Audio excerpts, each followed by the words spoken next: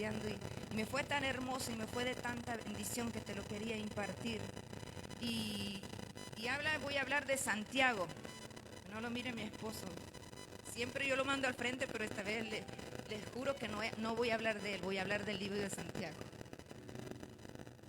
El significado de Santiago, para los que no saben, porque Dios me llevó a estudiar profundamente lo que es el libro de Santiago, es una tremenda bendición.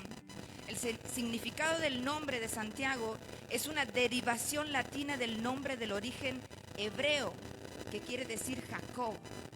Así que le pueden decir Jacob también, porque Jacob se llama el libro de Santiago.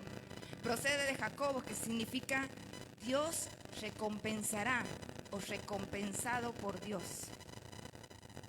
Amén, gloria a Dios. Aquí es tremendo este libro porque es tan cortito. Tiene tan solo 4 capítulos y nos habla tanto. Y yo no pude entender cómo en tan pocos capítulos Él nos dio una señal de cómo un cristiano tiene que ser en este tiempo. Es tan tremendo el ver el trasfondo de un Santiago que uno puede decir, él comienza diciendo, escuche porque es tremendo, en donde él se presenta como un siervo de Dios y del Señor Jesucristo. Él comienza así su historia, pero en un trasfondo no creía tanto en Jesús. Y no sé si usted sabrá que Santiago era el hermano de Jesús. Santiago, el que escribe el libro de él, es el hermano de Jesús. Cuando en su vida había un trasfondo en el que me llevaba a estudiar, que él dice que no creía en Jesús cuando él estaba en la tierra. Usted no lo sabía. Dice que, escuche, cuando Dios dice en su palabra que a los suyos vino y no les recibieron, no era solamente el hablar de los judíos, sino que su propia familia no le seguía. Su propia familia, mientras él predicaba en el templo, su propia familia estaba en sus afanes, estaba fuera del templo. Cuando dice, escuchen, en Juan, en el capítulo 7:1 dice, después de estas cosas andaba Jesús en Galilea, pues no quería andar en Judea, porque los judíos procuraban matarle. Estaba cerca la fiesta de los judíos y de los tabernáculos, y le dijeron sus hermanos, escuchen, sal de aquí y vete de Judea, para que también tus discípulos vean tus obras, las que haces, porque ninguno que procura darse a conocer hace algo en secreto, y todas estas cosas que haces manifiestan al mundo. Y escuche lo que dice el 5, porque ni aún sus hermanos creían en él. Qué tremendo, qué tremendo. Se crió con sus hermanos. Yo no sé si entendieron que Dios usó a su madre para que viniera al mundo Emmanuel, que quiere decir Dios con nosotros. Teniendo en su propia casa al Dios mismo manifestado en carne, mitad Dios y mitad humano, pero no creyeron en él, no le siguieron a Jesús. Y Jesús tuvo que lidiar con esto, porque está bueno que nosotros hablemos de un Jesús que hizo milagros, un Jesús que nos enseñó, pero ¿qué hay de un Jesús que pasó un proceso? Y muchas veces nosotros creemos que porque somos hijos de Dios no vamos a pasar procesos, cuando Él vino a ser procesado también en este lugar. Él vino a los suyos y no les recibieron, pero Él declaró que después trajo la salvación para toda la humanidad, y ni aún así muchos no le siguieron. Su propia familia desde un comienzo no lo apoyó.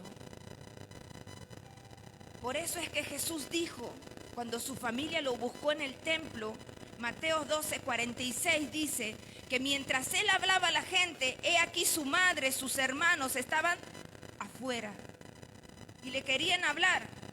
Y le dijo uno, he aquí tu madre, tus hermanos están afuera, quieren hablar.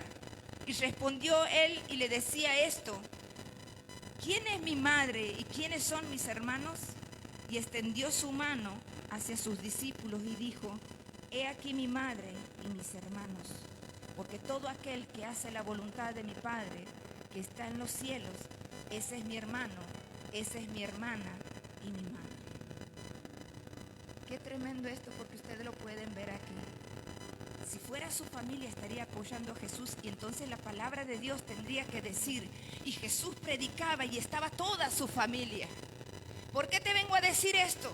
Porque yo sé que aquí estamos muchos representando una familia y hay muchos que están en tu casa.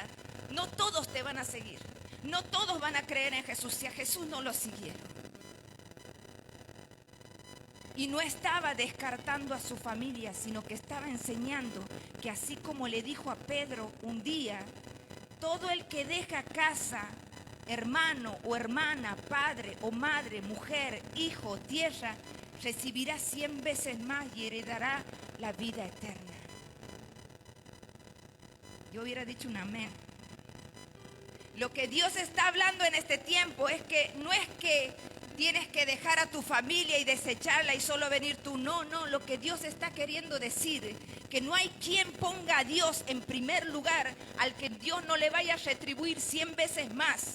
Porque te vengo a decir que quizás en tu casa hay oposición. Va a haber alguien que te va a decir, ¿para qué vas a la iglesia? Y si tú escuchas lo que te dicen, quizás te quedes en tu casa por darle el gusto a alguien. Pero dice aquí que tendrás que negar a tu familia, dejar a tu familia de al lado y poner a Dios en primer lugar y decir, yo aquí en mi casa no me quedo. Yo me voy a buscar en la casa del Señor, porque dice su palabra, yo me alegré con los que decían, a la casa de Jehová iré, porque es aquí donde vas a recibir tu paz y tu bendición. Aleluya. Y Jesús tuvo que lidiar con tantas cosas. ¿Por qué te vengo a hablar de esto? Porque Dios viene siendo claro que muchas veces nos quejamos por todo. Nos quejamos que si se nos quema el foco, que si se quemó la comida y te ahogas en un vaso de agua. Si supieras con lo que Jesús lidió. Si supieras con lo que te falta lidiar. Entonces, Jesús tuvo que lidiar con tantas cosas que aún de lo que cuenta la Biblia, escuche lo que dice Juan 21-25. Y hay también otras muchas cosas que hizo Jesús, la cual si escribirían una por una, pienso que ni aún en el mundo cabrían los libros que se habrían de escribir. Amén, dice. Es el último versículo que escribió Juan en el versículo 21. ¿Por qué quiere decir esto? Porque nosotros vemos solamente algunos milagros que Cristo quiso que tú lo supieras. Pero si pudieras entender que Él hizo muchísimo más, que no solamente los milagros, si tú supieras cuánta persecución habría pasado. Solamente reduce lo que Él pasó en la muerte y la persecución de los fariseos. Pero si te tendría que decir de los 3 años y medio casi de su ministerio, si te tendría que contar los milagros, mucho más de lo que hizo y cómo tuvo que lidiar con sus discípulos y con su familia, no alcanzarían los libros. Y fue el mejor maestro para sus discípulos, pero aún así Jesús le dijo, escuche, Mateo 17:17. Respondiendo Jesús dijo, oh generación incrédula y perversa, le decía a sus discípulos, ¿hasta cuándo te he de estar con vosotros? ¿Hasta cuándo os he de soportar? Y dijo, tráigamelo aquí. ¿A quién? A alguien que no pudieron liberar. Estaban con el maestro. Estaban siendo enseñados, tenían el poder, tenían la autoridad, pero no lo usaron. Y Jesús les habría enseñado de tantas cosas, de los milagros que hizo Jesús. Algo se les tendría que haber pegado del maestro. Pero aún así dice Jesús, generación incrédula y perversa, ¿hasta cuándo los voy a soportar? Cuando Pedro quería ser como Elías, escuchen, porque esto es lo que él lidiaba con sus discípulos. Cuando Pedro quería ser como Elías, en Lucas 9 dice, viendo esto sus discípulos, Jacob, que era Santiago, y Juan, dijeron, Señor, ¿quieres que le mandemos que le descienda fuego del cielo como hizo Elías y los consuma? Jesús hablándole del amor de Dios. Y ellos diciendo, ¿quieres que le mande fuego así los consuma a todos? Mire con lo que lidiaba Jesús. Como Dios te habló del amor de Dios. Y tú tú tienes enemigos en tu camino que sé que le desearías muchas veces el mal. Ay, aquel no sabe con quién se metió, soy una hija de Dios, ya va a ver lo que le va a pasar. Y cuando quizás esa persona se enferma o le pasa algo bien hecho, eso por meterse conmigo. Y nos creemos el Elías de la última generación, que podemos hacer descender fuego sobre el prójimo. Y con esto lidiaba Jesús. Entonces Jesús le dijo a Pedro, ¿de qué espíritu sois? No escuché ningún amén, se me hace que te dé justo en la tecla, ¿no? Tuvo que lidiar con un Tomás incrédulo que ni metiéndole el dedo creía, tuvo que meterle el dedo en la llaga para poder saber que Jesús había resucitado. Señor, no, si tú no haces algo en mi vida, yo dejo de ir a la iglesia. Tomás. Y sigue lidiándonos con nosotros. Dios lidiaba con sus discípulos, pero lo mismo está lidiando Dios en este tiempo con cada uno de nosotros. Y entonces dice que también dijo Jesús, que así como le dijo un Tomás, porque muchas veces venimos a buscar un milagro a este lugar y cuando no pasa todavía, eres tan impaciente que dices, bueno, no pasa nada, me quedo en mi casa, me vuelvo al mundo. Mejor es cuando estaba en el mundo que cuando comencé a ir a la iglesia. Y Dios te dice, Jesús dice, bienaventurado el que creyó sin haber visto. Bienaventurado el que creyó en aquello que va a venir en tu vida, aunque no lo veas todavía. Bienaventurado el que sigue a Jesús a pesar de. Bienaventurado aquel que no vio nada, ni siquiera tu familia aquí en este lugar, pero sigues creyendo, por eso sigues viniendo, porque sabes muy bien que el que te dio la promesa la va a cumplir sobre tu vida. Con un Judas ladrón y traicionero. Un Judas que Jesús predicaba, la gente ofrendaba y Judas se hacía quedar la mitad en el bolsillo. ¿Cree que Jesús no lo sabía? Jesús lo sabía, pero lidiaba con él. Quizás esperaba que algún día Judas se acerque y le diga al Señor Jesús, perdón, pero te estoy fallando. Y no ocurrió. Por eso se perdió su salvación. Cuando no hay un verdadero arrepentimiento, mira iglesia, te digo de parte de Dios, puedes estar sentado hasta aquí hasta que venga Cristo. Pero si no nos arrepentimos de todo corazón, verdaderamente no somos salvos. Te quedarás sentado aquí en una silla mientras muchos que han creído y se han arrepentido de las cosas que tienen que sacar en su vida serán elevados a los aires y se desaparecerán. Y quizás muchos nos quedemos sentados aquí en este lugar. Por eso Dios es un Dios de oportunidad y te sigue dando una oportunidad nuevamente. Y dice, también lidiaba con un Pedro que andaba cortando orejas. Jacobo y Juan, hijo de Zebedeo, que se le acercaron a Jesús y le dijeron, Maestro, queremos pedirte algo. Y Jesús le dice, ¿qué quiere que haga por ustedes?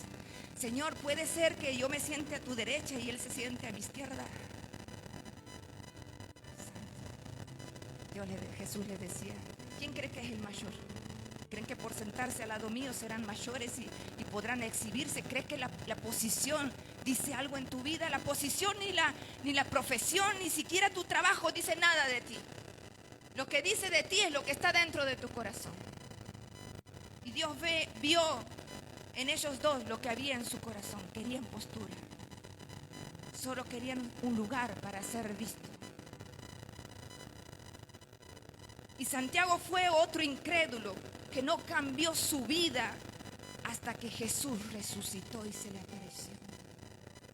Se le tuvo que aparecer primeramente a él y luego a sus discípulos.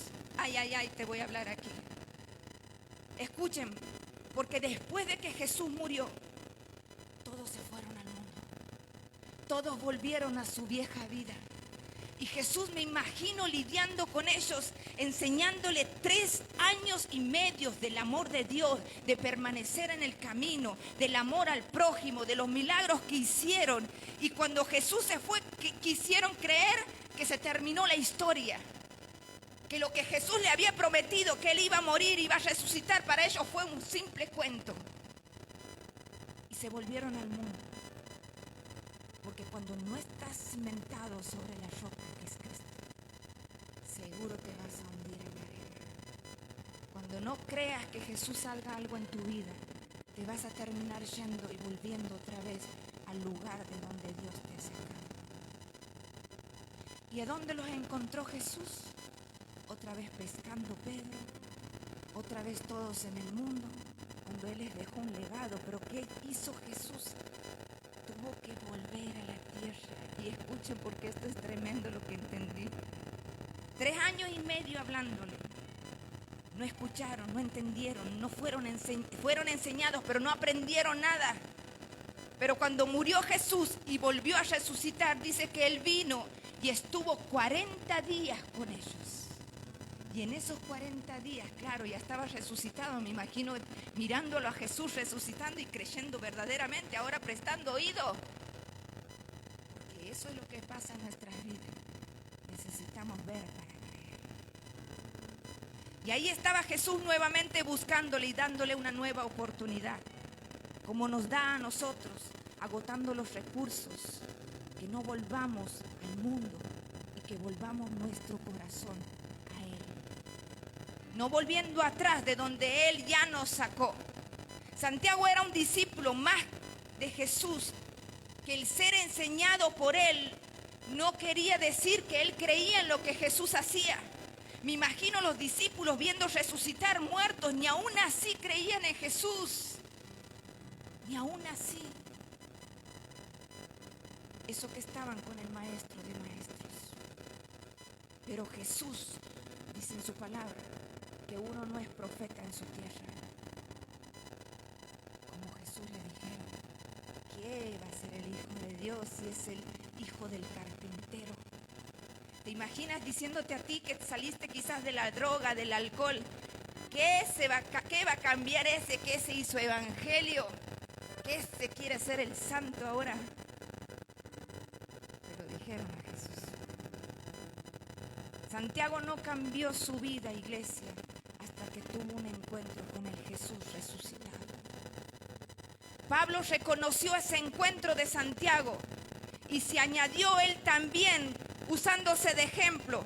Y esto me encantó porque dice 1 Corintios 15:7, después de que le apareció a Jacob, o sea Santiago, después de que se le apareció a Santiago primeramente a él, ahí es donde Santiago comenzó a creer que su hermano verdaderamente era el Hijo de Dios. Y no era su hermano, era su medio hermano. ¿Por qué medio hermano? Porque Santiago era hijo de José y de María, pero Jesús era hijo de María y del Señor, de Dios. Y entonces dice Pablo, después de que le apareció a Jacob, después a todos los apóstoles, y al último de todos, como un abortivo, dice Pablo, me apareció a mí. Pablo se sentía desechado, Pablo se sentía lo más vil, porque sabía las cosas horroríficas que había hecho con la iglesia. Entonces decía Pablo, como un abortivo me apareció a mí, porque yo soy el más pequeño de los apóstoles, pero no soy digno de ser llamado apóstol, porque perseguí a la iglesia de Dios, pero por la gracia de Dios soy lo que soy, y su gracia no ha sido en vano para conmigo. Iglesia, que podamos decir esta palabra, yo soy lo que soy por Él. Todo lo que soy es por Él, dándole la gloria a Dios. Pero hay algo tremendo que dijo, que es lo que tú tienes que hacer. Y Pablo dijo, no en vano ha sido su gracia sobre mí. Y yo te vengo a decir, ¿será que es en vano la gracia de Dios sobre tu vida? ¿Será que perdió el tiempo Dios hablando contigo?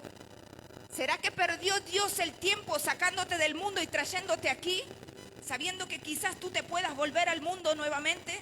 ¿Será que fue en vano su sacrificio? Pues el sacrificio de Él no fue en vano, pero vale que tú hagas que eso valga la pena. Que el sacrificio de Cristo valga la pena sobre tu vida. Y Pablo estaba reconociendo que el encuentro que tuvo con Jesús no fue en vano. Reconociendo que Jesús vino a buscar a los pecadores. Y Pablo decía, yo soy el primero. Porque eso es lo que tenemos que reconocer. Su palabra dice que nosotros que los que se humillan serán enaltecidos.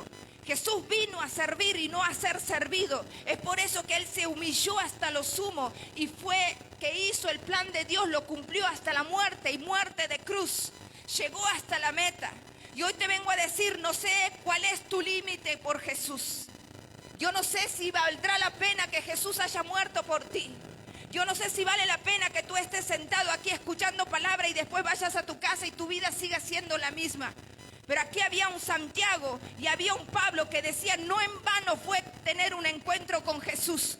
Porque cuando tengas un verdadero encuentro con Jesús, no me vendrás a mí a decir, pastora, mi vida todavía sigue igual, mi familia sigue igual, mi economía sigue igual, y vengas con la misma cara todos los días de tu vida aquí a este lugar. Porque cuando tengas un verdadero encuentro, tu rostro va a cambiar, tu esperanza va a cambiar, tu vida va a cambiar, y los que están detrás tuyo te van a seguir como lo siguieron a Jesús. Santiago demostró que el encuentro con Jesús no fue en vano. Escuchen, porque esto es lo que hizo Jesús después de que tuvo un encuentro en la vida de Santiago. Fue líder del templo encargado de hacer una limpieza espiritual. Y sé que Dios lo está haciendo en este tiempo. Escribió un libro, el libro de Santiago, en el cual hay 3 cosas que él nos enseña: una auténtica religión, una auténtica fe y una auténtica sabiduría que solamente viene de lo alto.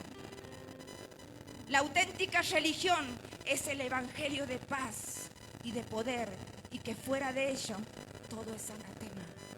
¿Sabes por qué te digo, iglesia? Porque si alguien te viene a enseñar algo que no está dentro de la Biblia, no prestes oído. Porque hay muchos que se van a levantar falsos profetas, falsas doctrinas, y no está escrito en la Biblia, no prestes oído.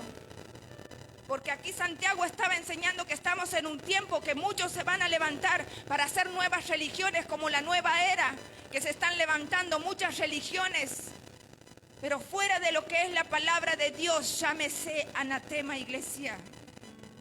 La auténtica fe, dejando de ser inconstante en su camino, así como dice Santiago 1, dejando de ser inconstante en nuestro camino, porque gente de doble ánimo es donde Dios no le agrada. Esa gente de doble ánimo Dios no escucha, porque dice que son tan inconstantes que aquí dice Santiago que los compara con las ondas del mar, que un tiempo están aquí, un tiempo están allá, un poquito bien, un poquito mal, un poquito aquí, un poquito allá. Gente de doble ánimo. Y que ahora basta con decir, decía Pedro, que en este tiempo no basta con decir creo, sino que decía Pablo que los demonios también creen y tiemblan ante su presencia. ¿Crees que el evangelio es solo creer? Los demonios también creen, pero tiemblan ante la presencia de Dios. No te basta con creer, porque no solamente tienes que ser un oidor, como dice Santiago, sino un hacedor de su palabra. Y entonces dice, y una auténtica sabiduría, y voy terminando con esto, que viene de lo alto, donde dice en Santiago 3:13, ¿quién es sabio y entendido entre vosotros? Muestre por su buenas obras su conducta en sabia mansedumbre. Pero si tienes celos amargos, contención en nuestro corazón, no te jactéis ni mintáis contra la verdad. Porque esta sabiduría no desciende de lo alto, sino es terrenal, animal y diabólica.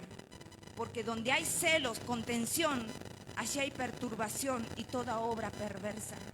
Pero la sabiduría que viene de lo alto es primeramente pura. Escuchen,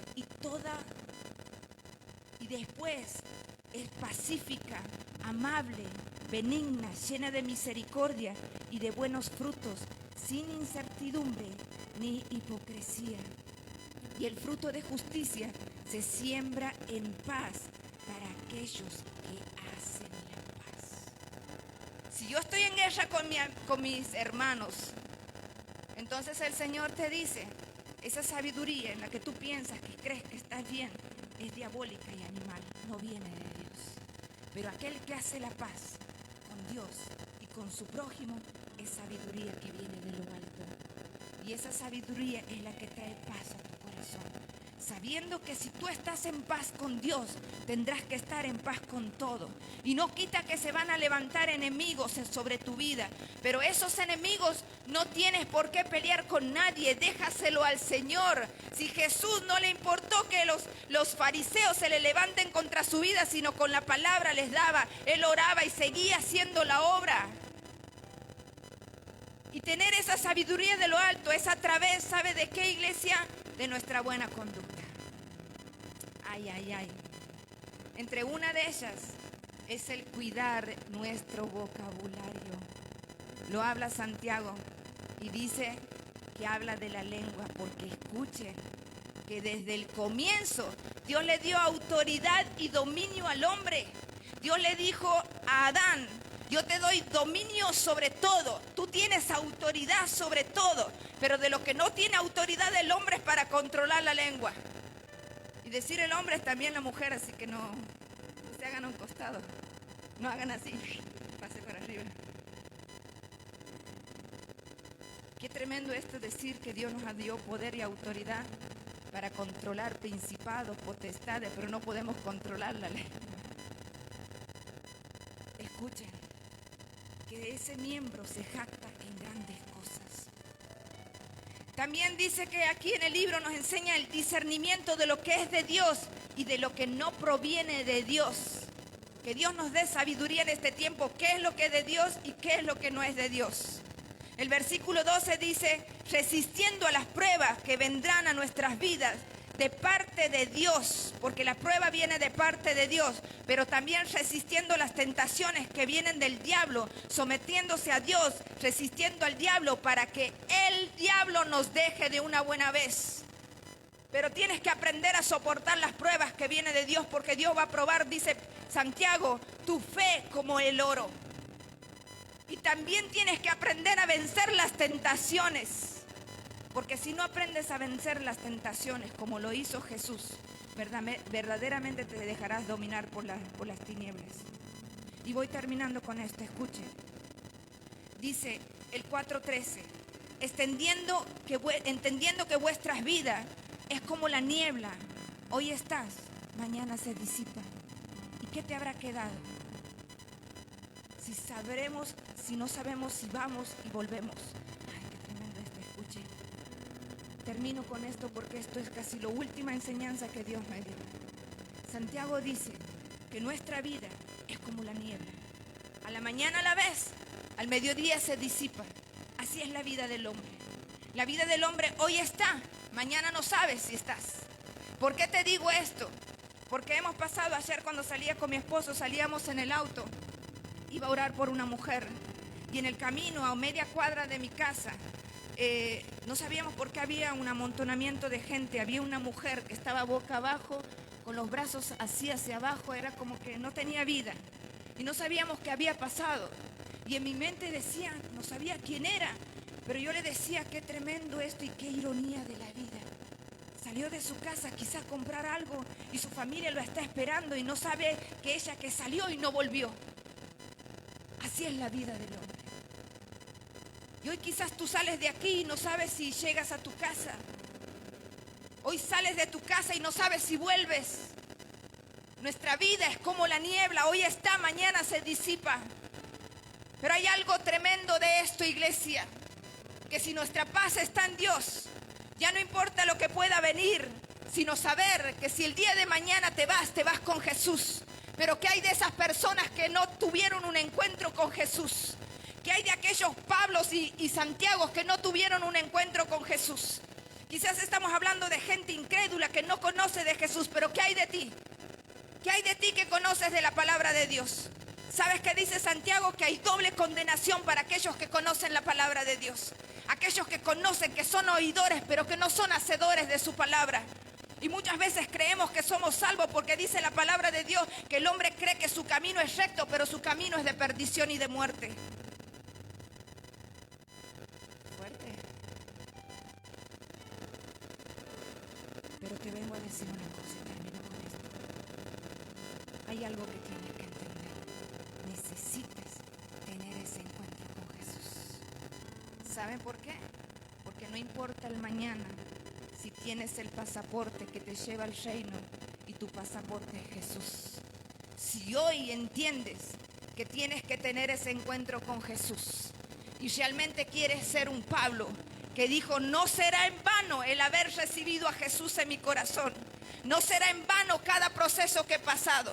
No fue en vano un Santiago que primero fue incrédulo, pero cuando tuvo un encuentro con Jesús, dice que él hizo la obra, comenzó a enseñar la buena doctrina, la buena fe, y dice que terminó martirizado. Dice que lo tiraron desde el pináculo de una iglesia y cuando cayó, para terminar de rematarlo, lo mataron a palazos. Pero murió por Jesús. Porque cuando entiendes que el que dio la vida por ti lo hizo todo y dejó todo, vas a dar todo por Jesús. Ponte de pie. Ponte de pie. ¿Sabes, iglesia? Cánsate de vivir como has vivido. Deja de ser un títere para el enemigo. Y no me vengas a decir que Dios te ha abandonado, que Dios no está contigo, porque Dios está. Lo que pasa es que Él no se manifiesta en cualquier lado. Él se manifiesta en una persona que se arrepiente de vivir su vida como vive. Porque muchas veces crees que Dios te va a aceptar con lo que tú tienes en tu corazón, que no lo quieres arrancar. Trató con sus discípulos 3 años y medio, pero no los estorbó. Les enseñó la sana doctrina, pero ninguno lo escuchó. Seguían incrédulos. Y hoy te vengo a decir de parte de Dios, 3 años y medio estuvieron incrédulos, pero en 40 días entendieron, cuando vieron a Jesús verdaderamente, que Él había cumplido su palabra. ¿Qué necesitas? Que Dios cumpla su palabra sobre tu vida para que creas verdaderamente que tiene que haber un cambio en tu vida. ¿O necesitas cambiar tu vida para que Él venga a tu vida? Porque necesitas tú dar para recibir. Ya Dios te lo dio todo, no esperes nada de Él. Sé que muchas veces esperas que Él te dé algo para que vuelvas a creer. No necesitas más nada que Jesús, iglesia. Porque cuando lo tengas a Jesús, lo tendrás todo. Todo vendrá por añadidura. Yo no sé cuántos van a recibir esta palabra, pero cierra tus ojos. Levanta tus manos. Te has quejado. Te has quejado y sigues viviendo con el enemigo en tu casa. ¿Sabes por qué? Porque no has llevado la presencia de Dios verdaderamente a tu hogar. Pero cuando seas un Pablo que tuvo un encuentro con Jesús, su vida cambió por completo. Su ceguera se fue y comenzó a ver lo espiritual. Hoy declaro, Espíritu Santo, que tú haces una limpieza espiritual en este lugar. Que todo lo que no es tuyo se va de este lugar. Las cadenas de impiedad se rompen en el nombre de Jesús, Padre. En el nombre de Jesús hay poder en tu nombre. Hay poder en el nombre de Jesús. Oh Espíritu Santo, limpia, Señor, tu casa. Limpia tu iglesia. Limpia su mente, limpia su corazón, Señor. Haz que tengan un encuentro verdadero contigo. Adórale, levanta tus manos ahí donde estás. Vamos, vamos, vamos. ¿Cuántos le vinieron a buscar? ¿Cuántos le vinieron a adorar? Adórale. Porque así como un Pablo y un Silas, mientras adoraba, sus cadenas se cayeron, su yugo se pudrirá por causa de la unción. Su presencia está aquí en este lugar. Llénate de esa presencia. Dios está queriendo hacer cosas sobrenaturales en este tiempo, iglesia.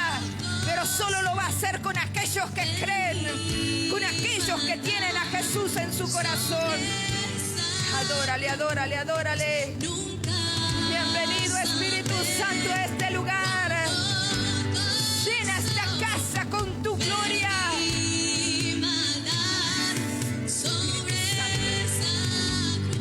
Vamos, adórale. Adórale, adórale. Ahí está la presencia de Dios. Oh, Santo.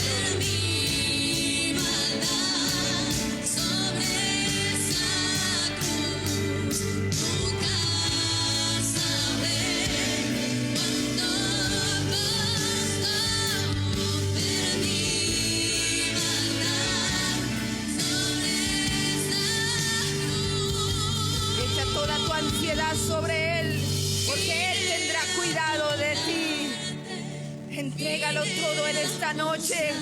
Entrega todas tus cargas. Entrega tu tristeza, tu depresión, tu dolor. Entrega todas tus fallas. Entrégase las pies de Cristo. Oh, Santo Dios, necesitas un encuentro con Él. Necesitas un verdadero encuentro con Jesús. Y Él está aquí en esta noche. Él está aquí en esta noche. Oh, Santo, adórale. Porque solamente Él quiere ser adorado. Su presencia está aquí en este lugar. Él es lo más valioso, iglesia, que vas a recibir en este día. Recíbelo, atesóralo y llévalo a tu casa. Lleva esa bendición a tu casa.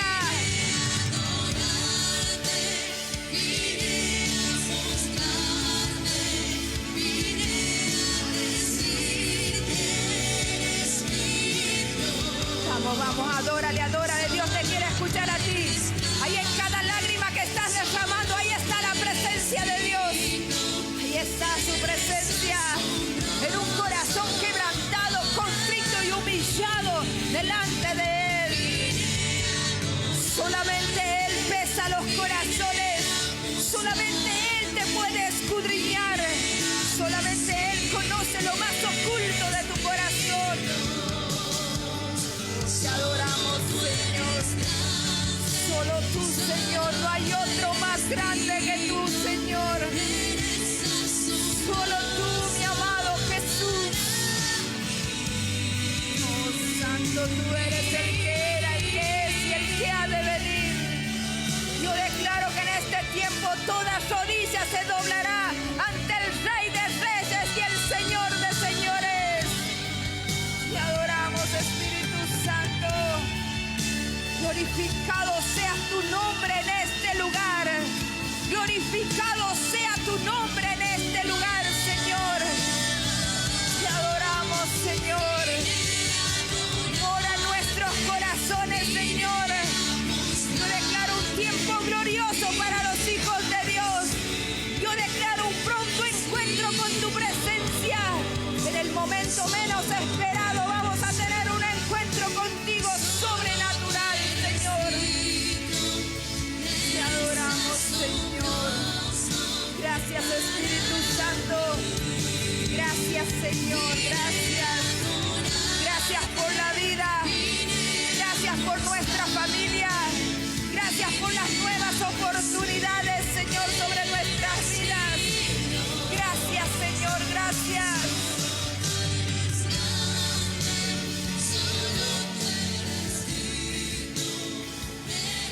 Te adoramos. Dele un fuerte aplauso. Que sea fuerte sobre su cabeza.